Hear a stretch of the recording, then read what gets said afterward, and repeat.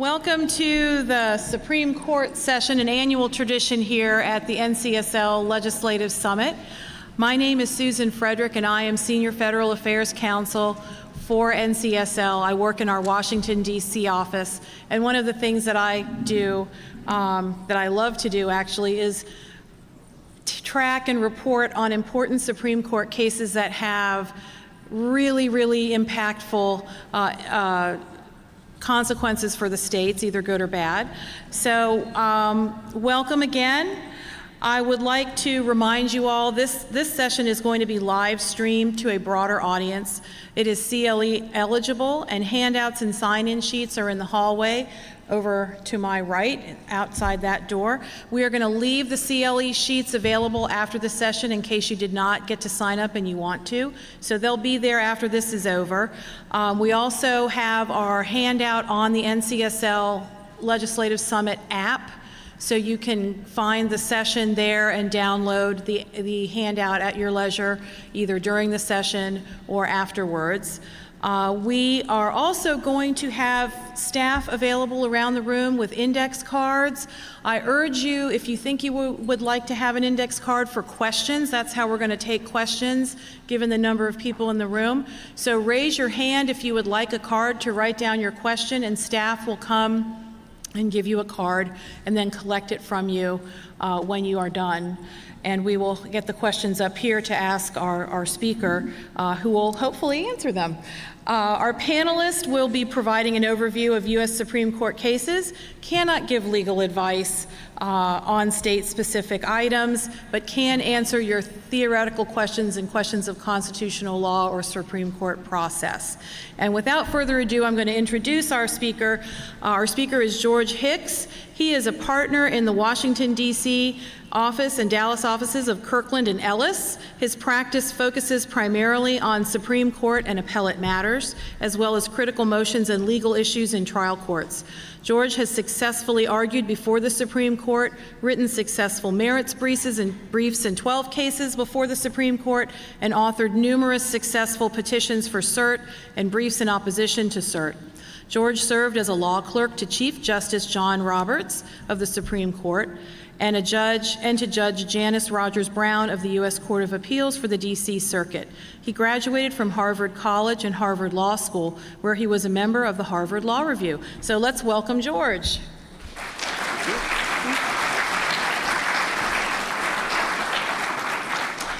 So I'm going to kick things off with a question to George here. If you attended law school, or even if you didn't, and you took a business law class in high school or college, you probably came across a case called International Shoe versus Washington. How many people, I hear chuckling in the audience, how many people have actually heard of that case? I'm just curious. Oh, wonderful. So in that case, which was decided in 1945, for personal jurisdiction to be constitutional, a defendant must have minimum contacts with the state where the lawsuit is brought. The Mallory case, Mallory versus Norfolk Southern, presents us with a personal jurisdiction holding that has potentially enormous state impact. So George, can you walk us through that case and tell us a little bit about the court's rationale and why they decided what they did? Sure, and I want to start by thanking NCSL for having me here today. I'm actually from Indianapolis, born and raised, so it was a very easy thing to agree to come here and speak to you all, and I got to see my parents for what that's worth. So thank you for having me here today. And the Mallory decision is the first one that I wanted to talk about today, because I think it's, for all of the high-profile cases that took place at the court this term and the headline-making decisions, I think this one is the sleeper of the term. And the reason for that is has everything to do with personal jurisdiction. And for those of you who remember, or those who you don't, personal jurisdiction refers to the ability of a court to bind a defendant, to enforce a judgment against a defendant, basically to hail them into court. It could be a state court or it could be a federal court. There's a little bit of nuances there, but for the most part, it's the same rules that apply to both. And the way that personal jurisdiction has kind of been understood for about 60 years since international shoe is that there are two types of personal jurisdiction, two ways to get a defendant into a court if you're a plaintiff. The first is called general jurisdiction, and that means that no matter what the subject matter of the suit, it could be some sort of tort claim, it could be a contract, it could be a federal statute. If the defendant is incorporated in that state or has its principal place of business in that state, it can be sued there no matter what. So that's general jurisdiction. So it's a very broad way to bring in a defendant into your state, but there are only a couple ways you can establish it: incorporation, principal place of business. Then there's specific jurisdiction, which is generally what we think about when we talk about personal jurisdiction. And that means that you can bring suit against the defendant in that state if the defendant has minimum contacts with the state that arise out of the actual suit that's going on.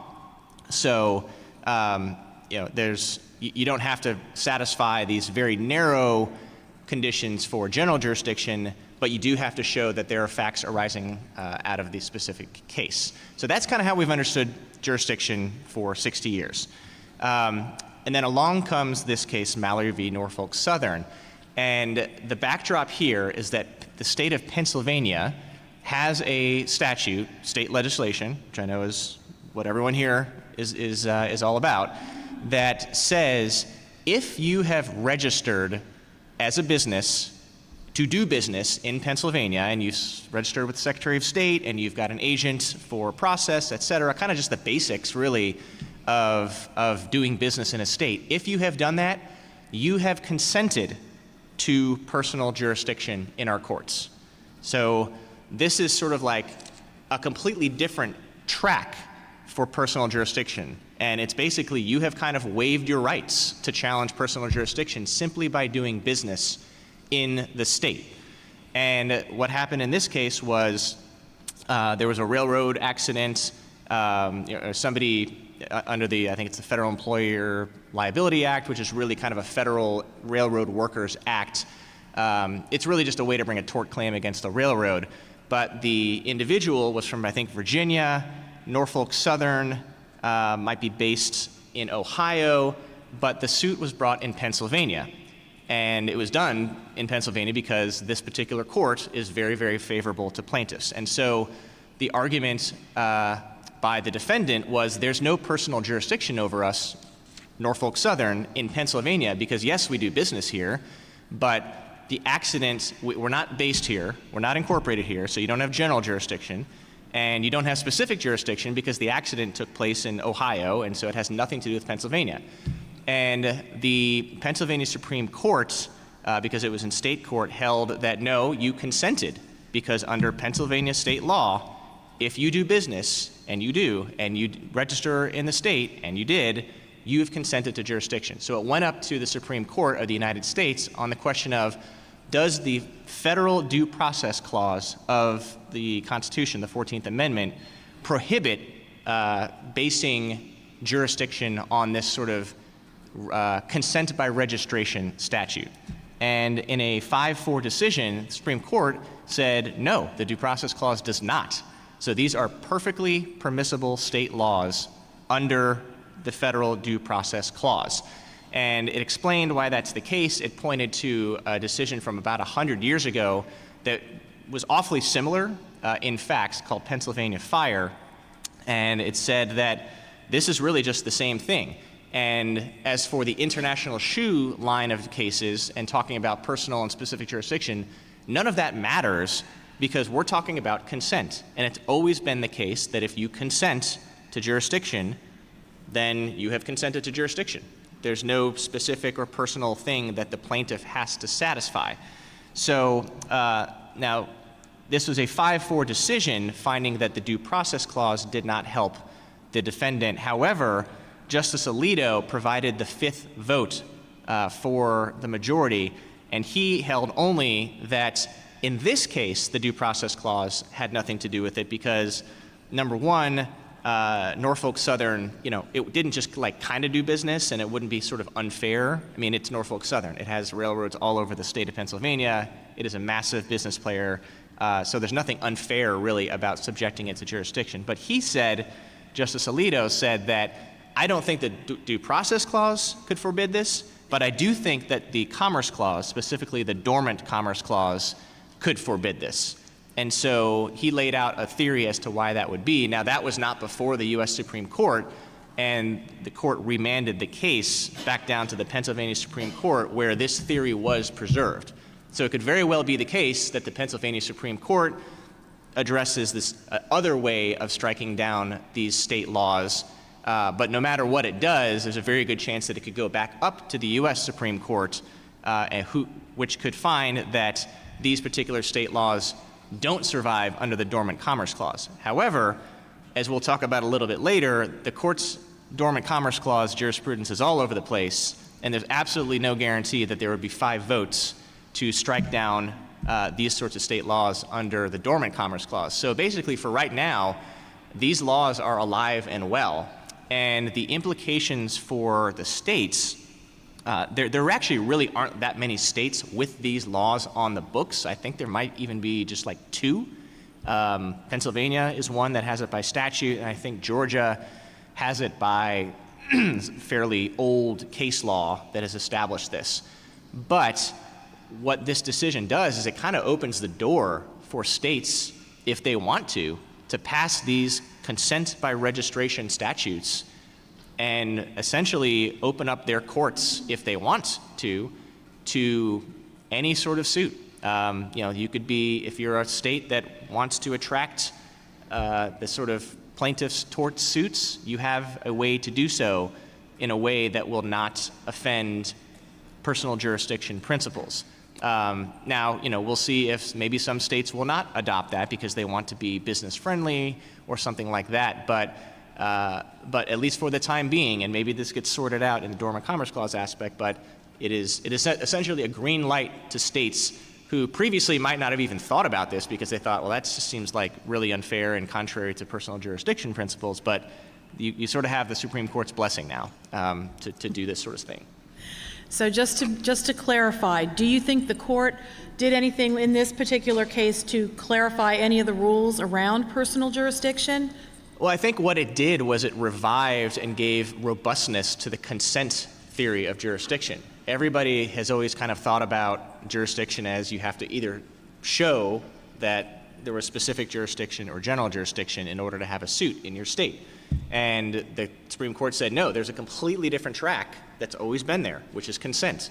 And I suppose it kind of opens up the possibility, too, of other ways that states could create some sort of implied consent, because the case law is very clear that you don't just have to expressly consent, you can impliedly consent. And so I could see different ways that states could come up with ways that you have impliedly consented to jurisdiction, too. That makes sense to me. We're going to turn to some really boring cases now that have to do with redistricting. I know. And there were quite a few of them, both in this term and then upcoming, which we're going to hear about. So the court was particularly active in this area and addressed whether state courts can apply state constitutional restraints to state election laws, as well as gerrymandering under Section 2 of the Voting Rights Act. So, George, can you tell us about the 2 main cases on this topic, Moore versus Harper, which proposed the novel independent state legislatures theory, and Allen versus Milligan, which addressed packing and cracking in a state redistricting plan? My 2 favorite redistricting terms. Yes, happy to do so. So, yes, every year there's a redistricting case or 2.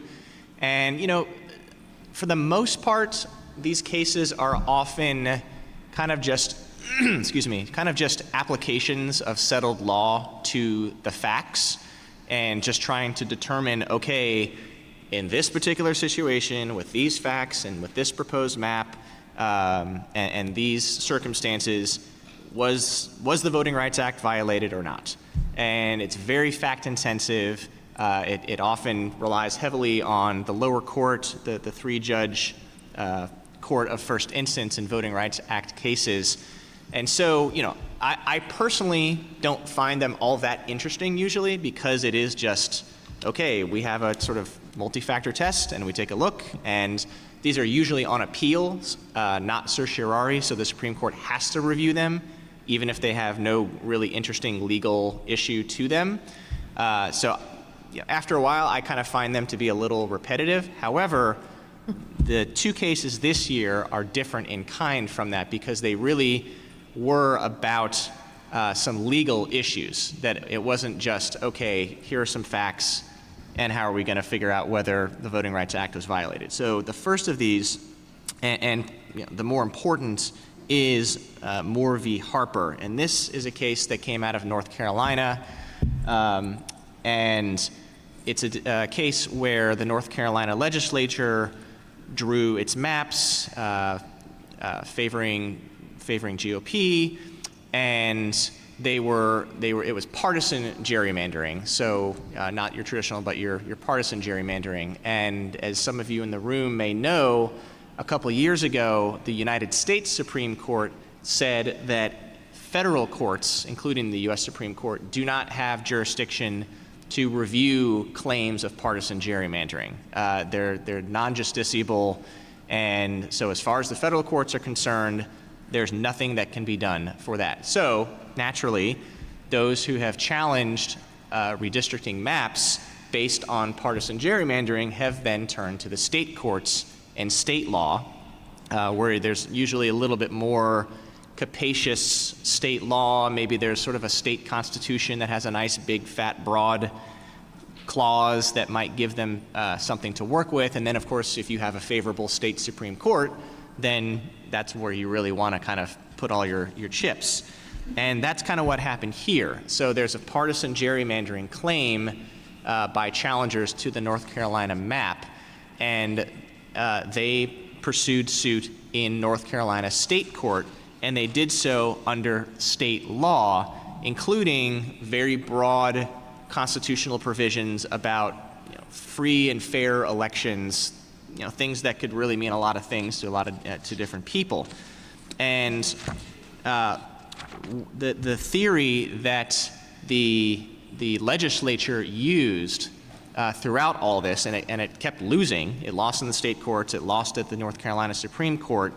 The theory that it used was a predominantly legal theory, which is that when a state legislature is redistricting or drawing new maps for federal congressional districts under the Elections Clause of the U.S. Constitution, because the Constitution dictates that the manner of choosing congressional representatives shall be by the state legislature. It's the Elections Clause. And their argument was, if the state legislature is doing that and it's operating under the Elections Clause of the federal Constitution, state law and state courts cannot disturb that, cannot interfere with that, cannot say that there is some aspect that requires invalidating the map. And because, coincidentally, there's no federal jurisdiction over partisan gerrymandering, then there can't be a claim at all. So that was their argument. They lost throughout the North Carolina courts. The Supreme Court of the United States took the case after a petition by the state legislature, so there was a lot of anticipation of, oh my gosh, is the Supreme Court going to adopt this theory that would kind of take away the main argument that challengers now have, which is, okay, we can't, especially to partisan gerrymandering, which is, okay, we can't proceed under federal law in the federal courts, we're going to go under state law in the state courts. However, in a 6-3 decision, the Supreme Court very firmly rejected this theory. And as for the reasoning for it, it's a decision by Chief Justice Roberts, and he basically points to previous decisions by the court where it has absolutely looked at actions by state legislatures under state law, and it has had no problem invalidating them, even if they had to do with the elections clause. There's 3 cases in particular. There's one called Smiley. There's one called Hildebrandt. And then there's a very recent case that maybe some of you are familiar with, Arizona State Legislature case.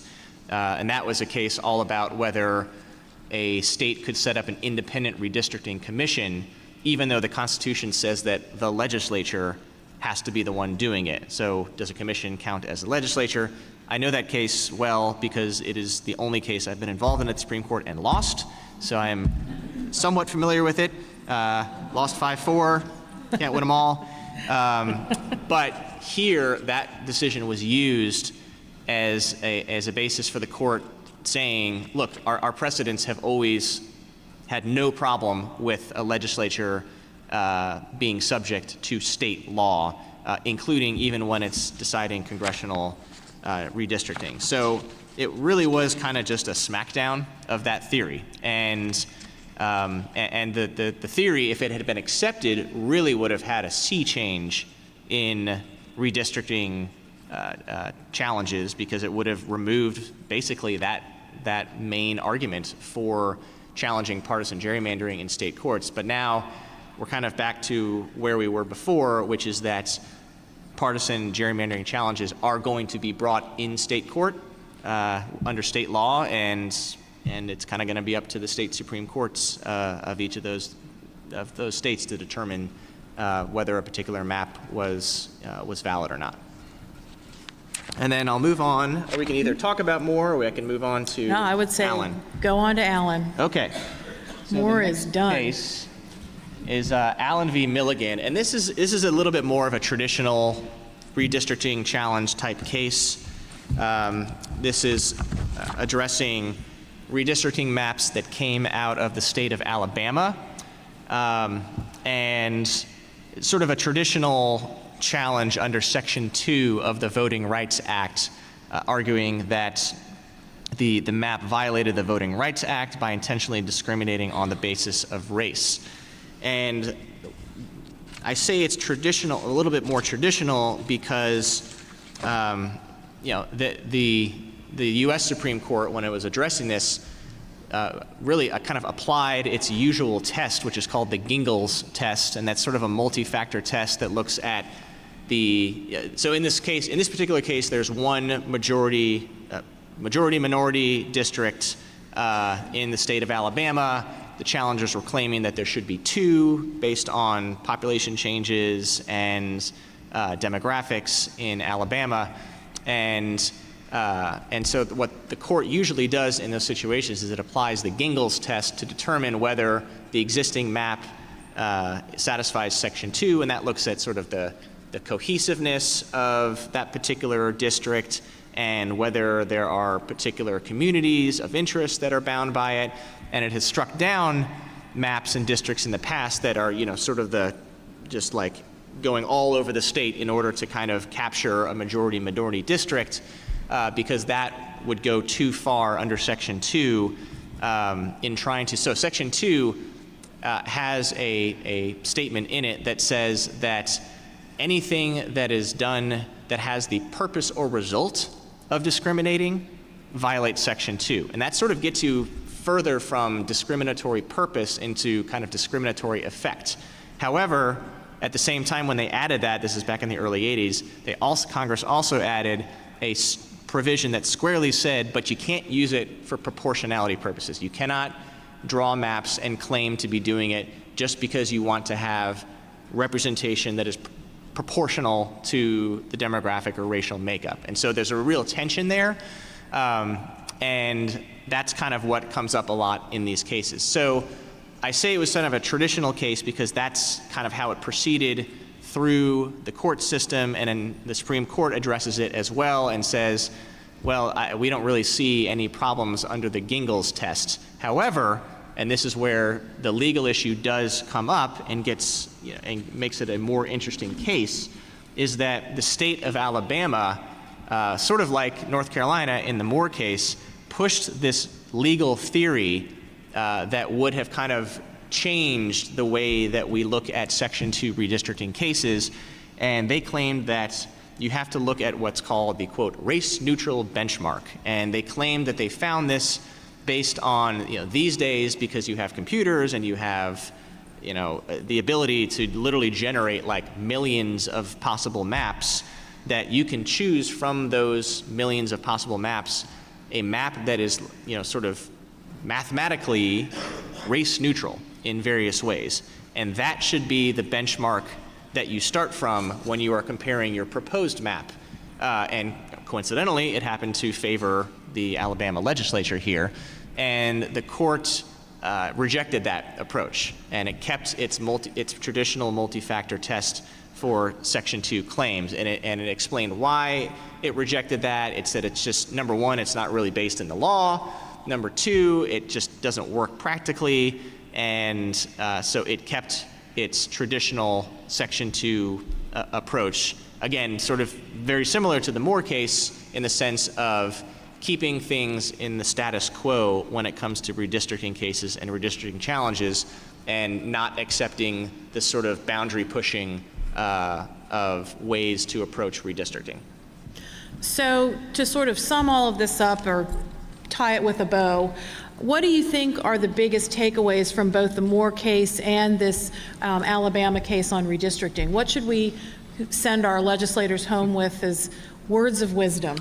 Well, I think that the takeaways from those cases are you can I guess think creatively if you are in the legislature about ways that you might be able to push the envelope a little bit on redistricting, but the Supreme Court is not interested right now in the boundary pushing theories. And if you're going to defend a map that was drawn, or while you are drawing that map, you are, at least for the time being, subject to the same case law that has been governing that redistricting, including the Gingell's test, and a very fact-intensive approach, which is not everyone's favorite approach, and it's not very straightforward, and it's not very clean, and I think that was part of the attempt in these cases was to sort of say, look, the way we've been doing these things for 40 years has just been a mess, and there's plenty of decisions out there that say that, or concurring decisions or dissenting opinions,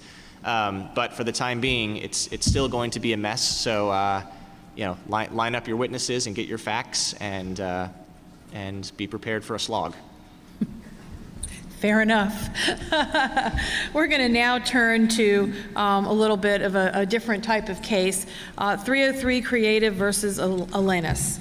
And this is a case that involved the First Amendment and state anti-discrimination laws, an area of the court that the court has not shied away from. In 303 Creative versus Alanis, the plaintiff's personal beliefs clashed with the Colorado anti-discrimination law. So tell us about how this case unfolded and how the court ruled, and of course the reasons why. Sure. So the way this case unfolded is actually important to the implications of the case. The case came about, it was brought by a woman in Colorado who runs or wanted to run or start a business where she would create websites for weddings for couples, and she would kind of come up with the vision for it and put it all together and get your photos and get your your vows and all your statements and all that sort of stuff. So that was what she wanted to do. However, she has the view that she believes only in traditional marriage between a man and a woman, and as a result, she was not willing to do any of these websites or any of her work for couples, same-sex couples that wanted to use her for her work. And the state of Colorado, like many states, has a anti-discrimination law, public accommodation law that includes sexual orientation as one of the protected classes. So the question is, does her declining to do work that that touches on, or in her view promotes same-sex marriage, does that fall under, can she be held liable under the Colorado anti-discrimination statute. And those are kind of the background facts, but the way that this case came about was that she didn't wait to do her work and create, and have a same-sex couple come to her, and then she refuses to do the work, and then they take it to Colorado, and somebody in the Colorado, anti-discrimination agency brings an enforcement action against her, and then she, loses and then sues, et cetera, et cetera, et cetera. That was kind of the fact pattern. If some of you recall the Masterpiece cake shop case from a few years ago, that's how that unfolded. The proprietor wouldn't make a cake for a same-sex marriage. The Colorado board or agency brought an enforcement action against him under this law, and then he sued, and then it went through the state courts. Here, the plaintiff, the woman with the website, she brought an action preliminary for a declaratory judgment, saying, I think I'm going to get sued by, or subject to enforcement by Colorado for this, and I'm suing right now to claim that if they do that, it violates my freedom of expression under the First Amendment. And so this way she could go directly to federal court. She lost. It went to the 10th Circuit. She lost. Then it went up to the United States Supreme Court, and she won. In a 6-3 decision authored by Justice Gorsuch, the court concluded that what she was doing was speech, that in creating these websites, in creating something with her expressive element and her expressive, kind of what she does, just like any screenwriter or author or artist, she was expressing herself, and by being threatened or actually, if it were to happen, punished or found liable by the state of Colorado for not adopting the expressive view that same-sex marriage is fine and I must adopt that view, that violated the First Amendment of freedom of speech, freedom of expression.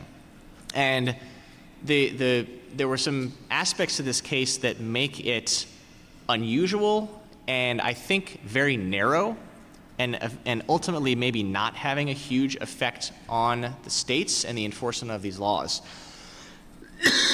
The principal one is that so much of the case at the Supreme Court was decided based on stipulations by the parties. So the parties, including Colorado, stipulated that what she was doing was speech. It wasn't conduct, and that's very important because speech, restrictions on speech, or claiming that the state is making you speak something that you don't want to say is a much bigger deal and subject to a much higher standard than I'm doing something, I'm engaging in conduct that the state won't let me do, because that's a much lower standard of review for something like that. And so that was kind of a linchpin in this particular decision, and that allowed the Supreme Court to go back to its First Amendment cases that are all about free speech, and there's plenty of case law talking about how the state cannot force you to speak a view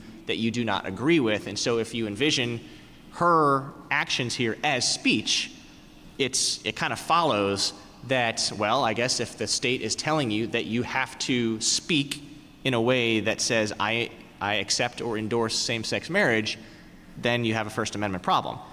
Whereas if you're talking about, and another stipulation, there were many other stipulations that the court found valuable, including, for example, she stipulated that it wasn't about who came to her. It didn't matter if it was a same-sex couple that was asking, or if it was a man and woman couple who wanted it for, their same-sex friends. She was willing to work with gay people. She was willing to do, all sorts of things. She just wouldn't make the website endorsing, in her view, same-sex marriage. And so the court was able to kind of dissociate the speech that she wouldn't engage in from the people that she was willing to work with, just not for that particular type of speech.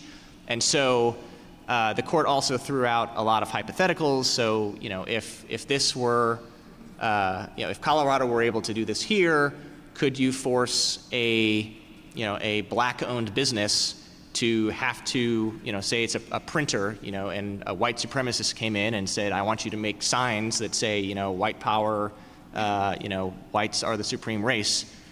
Would the black-owned business have to do that? The Supreme Court says, under Colorado's view, yes. Or, would a Muslim filmmaker, if a Zionist came to them and said, I want you to make a movie about how fantastic Zionism in Israel is, could the Muslim filmmaker turn it down? So that's the sort of hypotheticals that the court was engaging in, and under the stipulated facts here, concluded that all of that would violate the First Amendment and freedom of speech. But again, because it came up in such an unusual posture, I could see future cases, if they are sort of turned more on conduct rather than speech. If you think about, certain, I would think many businesses really don't have like an expressive element to them. It's all about just the transaction of, I'm selling you this or I'm giving you this. That would be a lot more conduct-based and probably would not fall into this. So what, if any, impact do you think this case will have on state anti-discrimination laws based on sexual orientation, perhaps going forward? Well, yeah, I think it provides some, certainly a defense for individuals who can characterize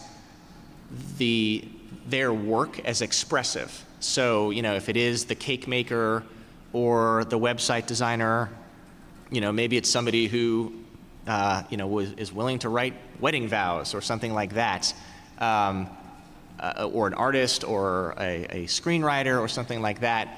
The First Amendment aspect will play a role in those types of cases. But for all other businesses and enterprises that really don't have that element, and it's really just about, I'm going to sell you something, you're not going to be able to have a person say, I just don't want to do that work of, selling somebody something that I made simply because, it's a same-sex couple or it's a gay person or it's any other protected person. So I think that there will still be a lot of coverage under these statutes, but just with this particular sort of First Amendment carve-out. Thank you for that advice. We're going to turn to kind of a niche case here that's of special interest to those of our members who work in the family law or do children and families issues.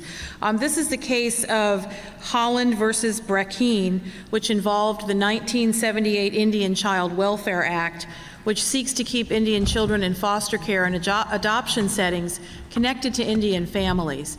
The act prioritizes child placement with Indian families from the child's tribe or another Indian tribe and protects the right of the child's tribe to intervene. 7 states, Minnesota, Wyoming, New Mexico, Colorado, Montana, North Dakota, and Oregon, have enacted ICWA laws, as they're called, since 2019. George, can you tell us about this case and its impact on state family law? Sure. I'll speak briefly on it. So this is a case where it's another example, I think, of challengers trying to kind of bring big theories. And look, it's a different court than it was 10 or 15 years ago that is maybe receptive to different ideas and theories. So I think that's why you're seeing more of these types of cases being brought or getting to the courts. But in this case, essentially, there was a challenge to the ICWA simply as existing. So the challengers in this case, who were non-Native Americans, and then also the state of Texas, argued that, number one, that I guess we call it ICWA, I'll call it ICWA, that Congress simply didn't have the Article I power to enact ICWA, and that's, when you're arguing that Congress didn't have the power to enact a law, that's a big deal, and you better have some pretty good arguments. And the Supreme Court rejected that like real quickly, and then if that's the last refuge, maybe the second to last refuge is to argue the 10th Amendment and argue that a federal statute violates the anti-commandeering principle, which is a principle that's gotten a little bit more play in the last few years, particularly after the state gambling decision, the PAPSA decision from a few years ago. The anti-commandeering principle basically says that Congress can't direct states or state actors to do things, to do specific things. Now, I'm kind of overstating that, but that's kind of the gist of it. And the challengers here argued that there are a lot of provisions in ICWA that violate that principle because they make state courts do this, or they make state adoption agencies do this, et cetera, et cetera. Again, the Supreme Court just shot that down pretty quickly.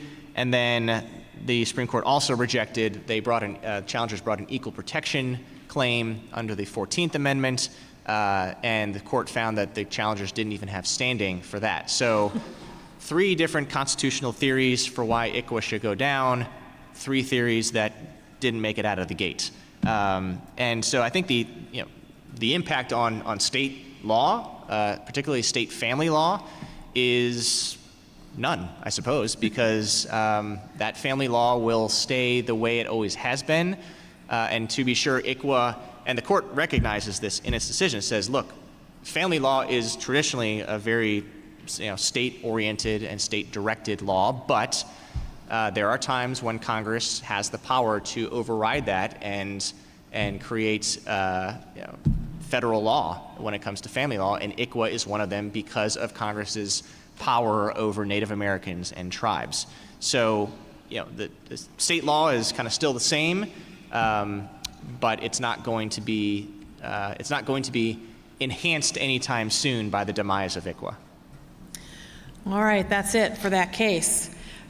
Carry on, states, and do what you do.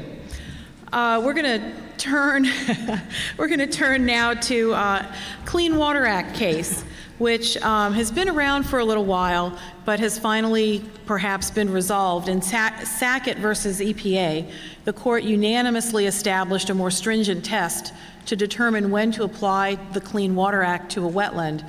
And this may impact some of the decisions that you all have made in your states as well. So let's learn more about this case and how it has altered existing law. Okay, I'll speak briefly about this because it was actually a pretty brief decision. As you can see, it was a unanimous decision. And the issue here is one that has sort of vexed the courts and agencies and homeowners and landowners ever since the Clean Water Act was enacted 50 years ago. It's all about what does it mean for it to be, quote, the waters of the United States, which is what falls under the jurisdiction of the Clean Water Act and allows the EPA and all other federal agencies to regulate that. Particularly when it comes to, obviously, a lake and a navigable river are waters of the United States, but what about as you get further and further and further away from that? In particular, in this case and in the other cases where this has come up, wetlands.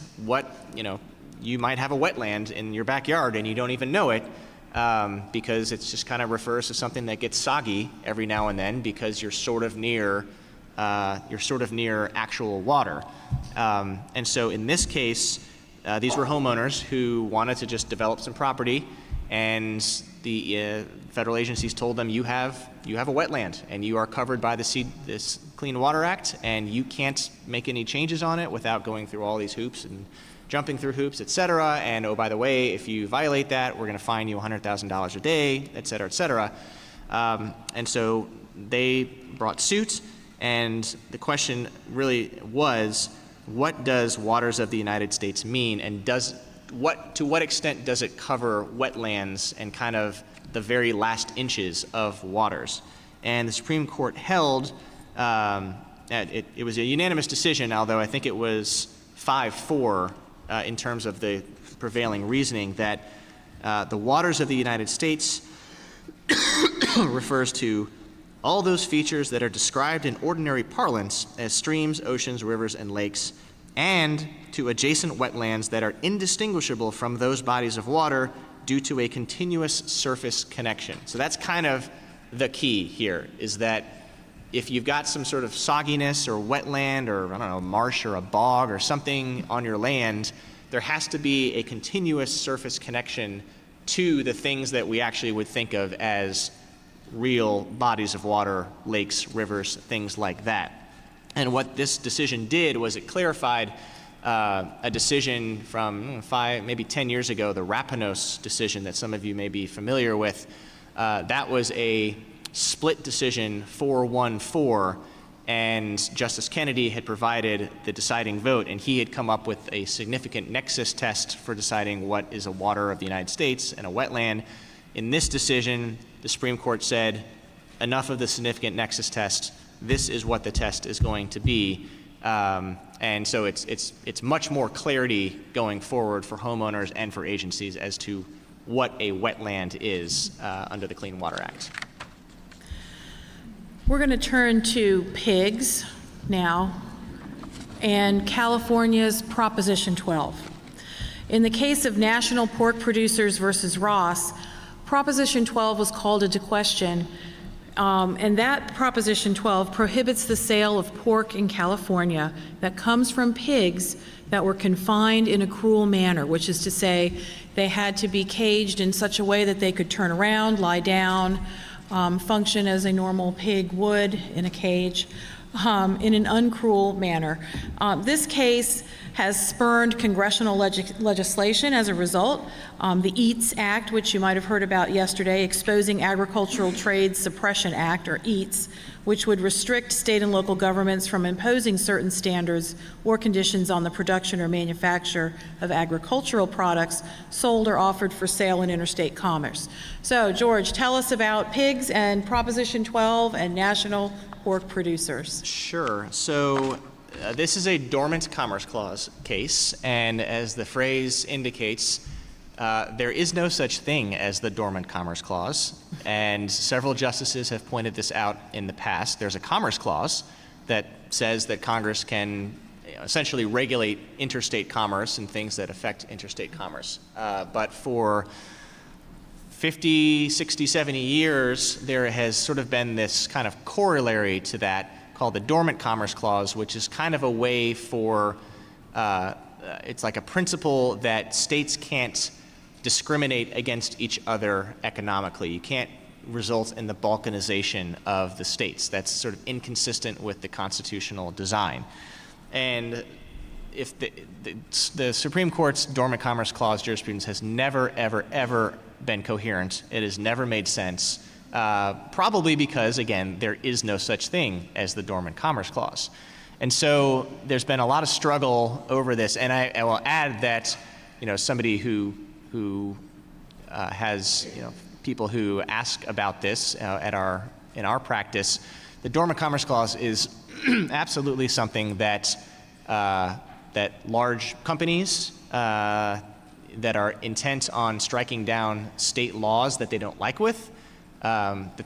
will often use because they could have gone to Congress to get a national rule. They haven't gotten one, so instead they say this state law violates the Dormant Commerce Clause, and that's what we have here. The California law set up very stringent standards for pig production, pig raising, et cetera, that were very onerous to pig producers, and so they brought suit claiming that Proposition 12 violated the Dormant Commerce Clause, and the Supreme Court decided against them, and in so doing, this is another example where the court shot down what were really kind of new theories about the Dormant Commerce Clause. And so it starts by saying that the Dormant Commerce Clause really is intended to guard against intentionally discriminatory state laws that intentionally discriminate against other states. So, if you were to say, any apples that are born in, that are raised and grown and sold in Colorado, if they come into our state of California, we're going to put a tax on them. Or it could be, these days states have differing views on stuff, and so California might say, any product that comes in from Texas, we're gonna charge a surcharge on it because we're not big fans of Texas right now. So, those would be intentionally discriminatory state laws that probably would violate the Dormant Commerce Clause. But this law did not, and there was really no dispute that it didn't.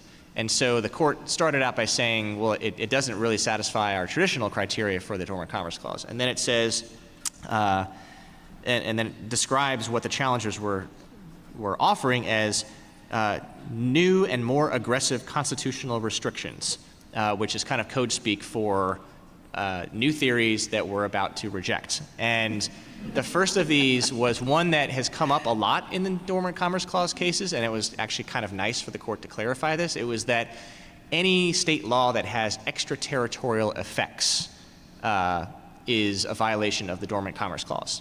And the court, and there's some support for that in some past cases, and the Supreme Court rejected that this time around. It said, that could be anything. All sorts of laws have extraterritorial effects, so that is not a valid basis for trying to strike down a state law based on the Dormant Commerce Clause.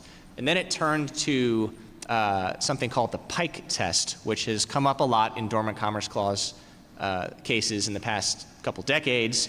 And it's like a balancing test where you sort of measure the burdens on out-of-state producers from the benefits of the law, and it's a very squishy sort of test. And it's never really gotten a huge amount of traction at the court, but it keeps getting brought up and it keeps getting used by challengers. And in this decision, the Supreme Court doesn't get rid of the Pike test, but it really neuters it. And it says that this particular circumstances here don't satisfy the Pike test, and it does so in a way that really, really would make it hard for future challengers to satisfy the Pike test. So you can almost consider that test to be 6 feet under at this point. And so what the decision really did was it kind of reined in the Dormant Commerce Clause, use of that clause, really to intentionally discriminatory state laws. And anything else is not going to be problematic under the Dormant Commerce Clause. And as the court says, if somebody has a problem with that, they can take it to Congress, and Congress can establish a national uniform law. But until then, the state law survives. Okay. We're going to turn now to a Fifth Amendment takings case in the context of tax liability, which is the case of Tyler versus Hennepin County. Go ahead and tell us about that case, George, and if there's any state impact that we should be aware of. Yeah, I'll be very brief on this case because there's a pretty quick takeaway. This really was just a case where somebody owned property. It had accumulated about $15,000 in unpaid real estate taxes, so the local government, the county, seized the condo, sold it for $40,000, and it kept the extra $25,000 over the tax debt. And the question is whether that retention of the value over the actual debt constituted a takings in violation of the Fifth Amendment, such that the government had to give her fair compensation for it. And the Supreme Court said essentially, yes, that is a takings. And it went through historical law, precedents, policy, all for the principle that a government can't take from a taxpayer more than she owes. And this is, and it doesn't matter that she didn't pay her taxes. That's not a reason that she sort of abandoned her claim. So this is a very narrow decision. I want to say that it's 9-0, but considering that takings cases often implicate state or local governments as the principal actor who is doing the purported taking, it's something just to keep in mind that this is a takings, and the Supreme Court is unanimously, sort of robustly affirming the doctrine here. All right, we're going to now talk about two, perhaps the biggest cases of the most recent term, having to do with issues in the field of education. How many of you have either incurred student loan debt, or a parent of a student with student loan debt, related to anybody with student loan debt, or know what student loan debt actually is. Okay, that's most of the people in this room. So of course, that was a big case that came out of the court this year on student loan forgiveness, as well as the affirmative action case. And we're going to have George tell us about both of those cases, what the court did, how that has moved forward, and then I'm going to follow up with a little bit of action that we've now seen coming out of the Biden administration on both of those cases. All right. What should I go do first? The student debt or the... You can pick. Okay, student debt first or affirmative action? Shout out your request. Debt. Debt. Okay. Yes, at the end of the day. Excuse me. Okay, so yes, this is the student debt case, Biden v. Nebraska, and certainly you all may be familiar with this case. There is a whole mess of federal statutes governing student loans, federal student loans, private student loans, interest on student loans, ways to modify student loans. It is an industry unto itself.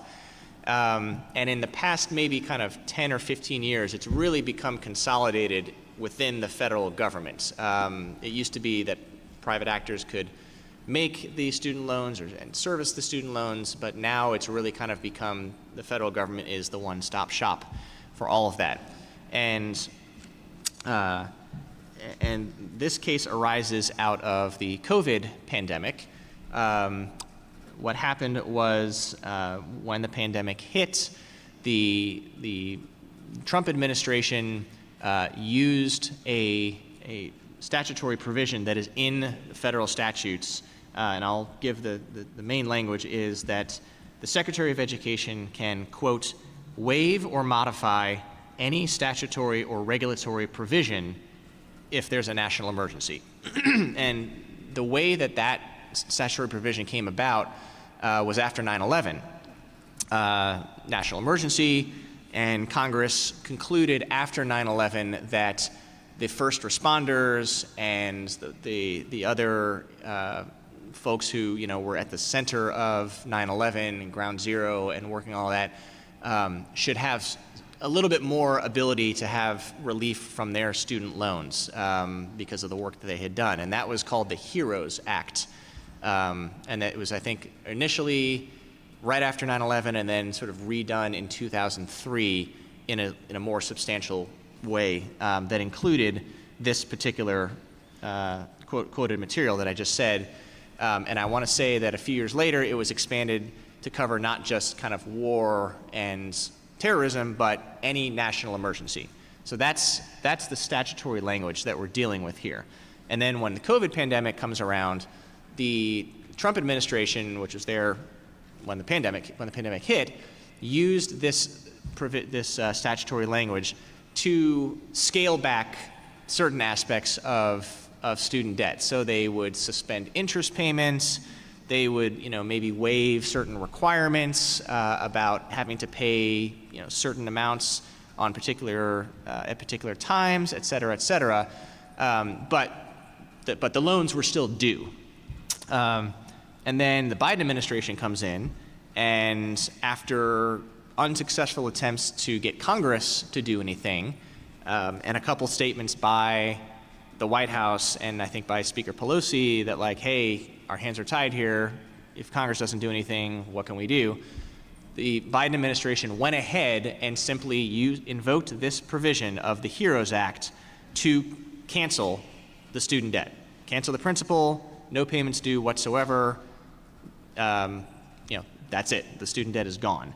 And several states brought suit to challenge this, and ultimately the Supreme Court, the first part of the decision that's important, particularly for people in this room, is that the court found that the states did have standing under Article 3 to challenge the Biden administration's actions. And that was a big deal because it was hard to find a plaintiff for these cases who could challenge this and satisfy all the standing requirements. And the court found that the state of Missouri, which had its own kind of debt servicing agency, could do so. So that's kind of an important aspect in and of itself. And then the court held that this particular statutory provision did not provide the statutory authority for the administration to simply cancel the student debt outright.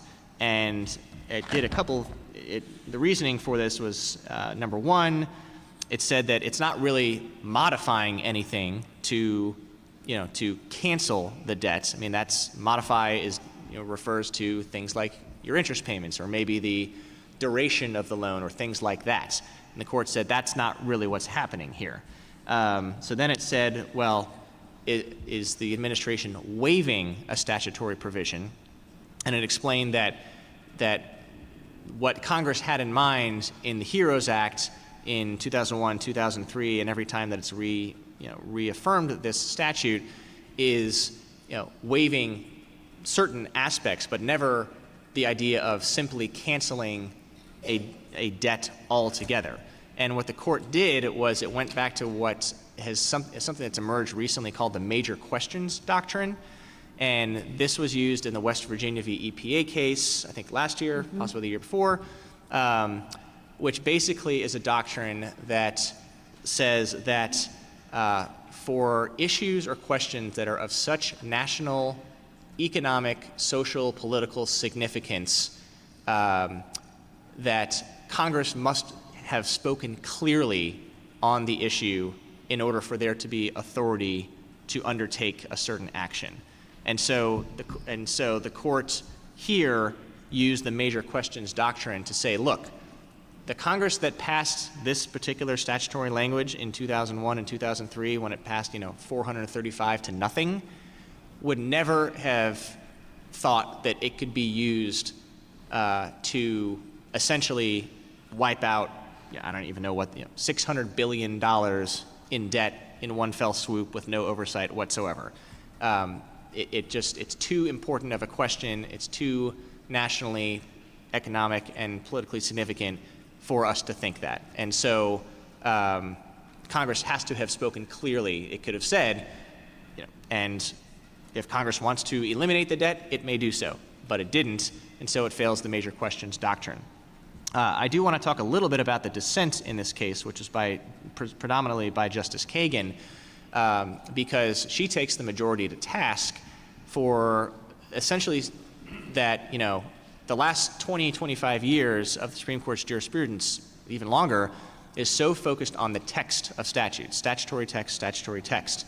And her argument is, if you look at the statutory text here, waive or modify any statutory or regulatory provision if there's a national emergency. How is that not the case here? You may not have liked that COVID was still a national emergency in 2022, and you may not have liked that one of the provisions that you could waive was the provision that says you have to pay your money back, but that's what the statute says. And so what are we even arguing about here?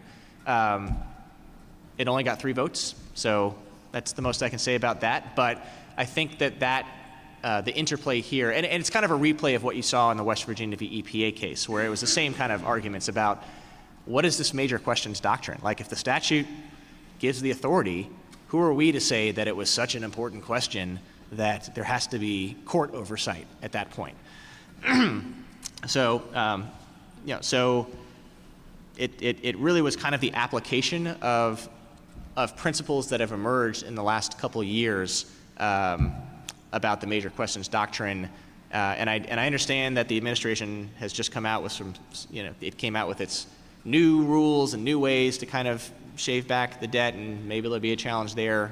But for now, the wholesale cancellation is itself canceled. And then I'll just add one final comment to this case. So as George mentioned, the administration has began to notify borrowers under federal income-driven repayment called IDR plans who have made between 240 or 300 qualifying monthly payments depending on the repayment plan that they have and the type of loan that they have, that some of that debt will be dealt with in a different way. And again, as George mentioned, there may be challenges to the administration's new iteration of how to deal with student loan forgiveness or debt. But for now, the administration is going to continue to roll out its process, and we'll see where that takes us legally. Okay, well, the last case that I will talk about is the Students for Fair Admissions case, affirmative action case. I think probably most people in this room are very familiar with it, so I'll kind of skip the details, other than these are Harvard's and University of North Carolina's admissions programs that take race into account when making admissions determinations.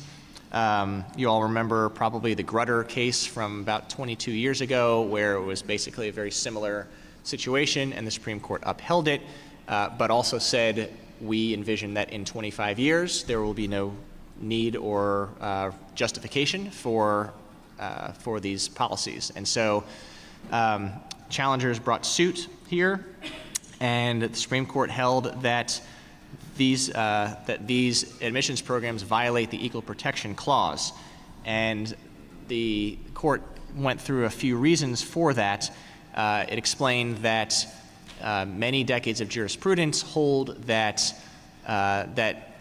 classifications or differences based on race have to satisfy strict scrutiny, and that strict scrutiny has never been thought to be satisfied simply by remedying general past societal discrimination.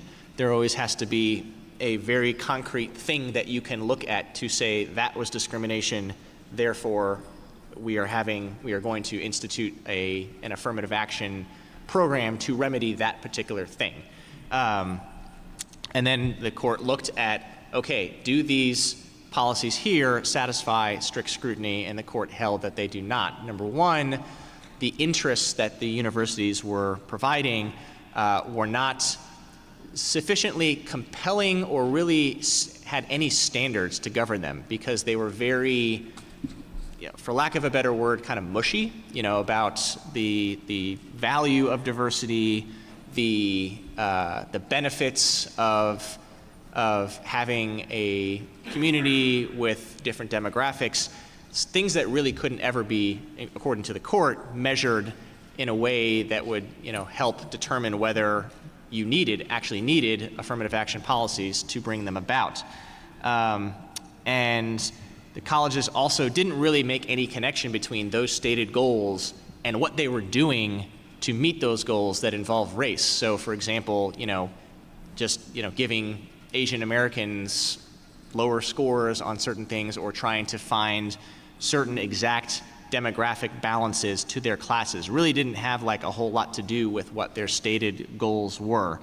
And then the last thing that the court said was that the way that the racial policies were being used also had a negative effect and endorsed the negative stereotyping, again, particularly when it came to Asian Americans. And so for all those reasons, they failed strict scrutiny. Now, the court did say at the end that certainly a college can take into account a specific student's or specific applicant's discussion of his or her own race, and maybe how that affected their upbringing or how that affected their future plans and why they wanted to go to that particular college, but they couldn't just sort of use that or the application process or the essay process as sort of a backdoor around the impermissible use of race in college admissions. Okay, so let's now talk about what we have to look forward to in the next term. But while we're doing that, if you all have any questions for our panelists, please put them down on your index card and raise your hand so staff can come and collect them. We are running out of time here, so what we can do, if there are questions, I'm going to let the questions, we're going to deal with the questions, and we'll just have you can see on the slide here some of the cases for next term. But I want to make sure if you have a question, we get to answer it. So raise your hand if you've got a card. I see one over here, a couple over here. through these while we're doing these, or not? Yeah. Okay, I'll quickly go through some of the next, while we're gathering those, the cases of note next term. There's a redistricting case out of South Carolina, the Alexander case. The Linky case is an interesting one about social media and whether when an official blocks someone, whether that raises First Amendment interests. The Loper-Bright case may spell the end of the Chevron doctrine, which is for deference to federal agencies. The Moore case is the first 16th Amendment case in a long time. It's about, I think, the state of Washington's wealth tax and whether that is consistent with federal law. And then a guns case, which is whether the Second Amendment is violated by this federal statute that prohibits someone subject to a domestic violence restraining order from having a firearm. So definitely some big cases coming up next year. Okay, we have 2 minutes left. Going to field a question or two as soon as I get them.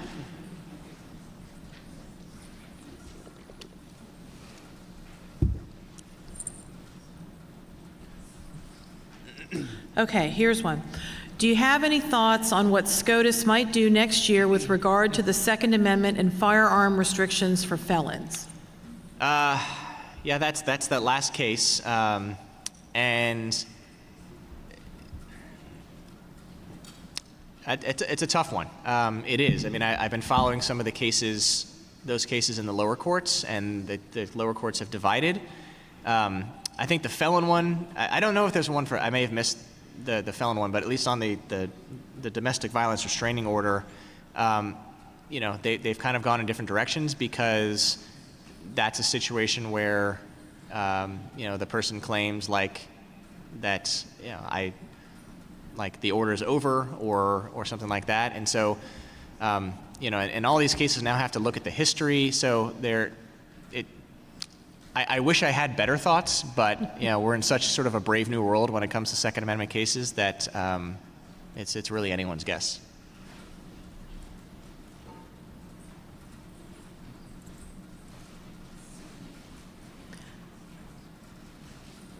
Okay.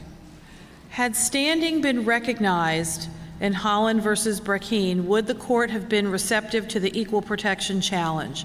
I know there is a dispute as to whether ICWA treats people as race or political designation. I think it would have been a hard argument for the court to accept because you know, Native American law has always been a little bit different than other law. You know, there's been cases out of Hawaii, for example, that have upheld classifications involving Native Hawaiians because of sort of the more unique interests that are involved there. And, you know, and I could see there being an aspect to that from the Native American standpoint. You know, and as you may know, Native American issues have gotten a lot more visible in the last few years. Justice Gorsuch in particular is very active in that field and certainly seems pretty pro-Native American. So, you know, that's someone who typically would be skeptical of classifications under the Equal Protection Clause, but is also, you know, pretty supportive of Native Americans. Okay, this is it. Last one. Wouldn't registering, okay, this is regarding Mallory versus Norfolk Southern. Wouldn't registering in a state to do business in a state be a minimum contact resulting in general jurisdiction under international shoe? That's a law school question. Fortunately, there's an easy answer, which is no. The only way under current jurisprudence that you can establish general jurisdiction is if you are incorporated in the state or it is your principal place of business. And so just registering to do business does not satisfy general jurisdiction. And there you have it, folks. Thank you so much, George. And thank you all for coming.